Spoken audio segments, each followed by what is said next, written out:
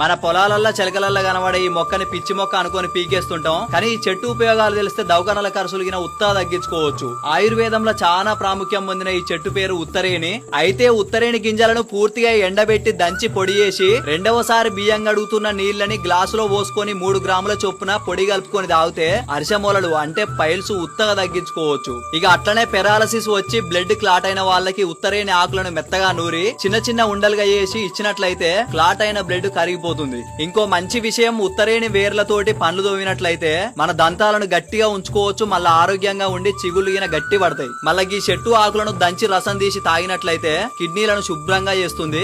అసలు ముచ్చట తేనెటీగలు తేళ్లు కుట్టినప్పుడు మళ్ళా బొంత పురుగు వారినప్పుడు పారిన చోట అలాగే కుట్టిన చోట ఆకులను ముద్దగా నూరి అంటించినట్లయితే తేనెటీగలు తేళ్లు బొంతు పురుగుల విషాలు ప్రభావం చూపవు. అట్లనే దురద ఉన్న చోట ఆకులను ముద్దగా నూరి అంటించినట్లయితే తగ్గిపోతుంది. మనం పిచ్చి చెట్టు అనుకుంటున్న ఇన్ని ఉపయోగాలున్న ఉత్తరేణి చెట్టు యొక్క ఈ వీడియోని అందరికీ షేర్ చేయురి.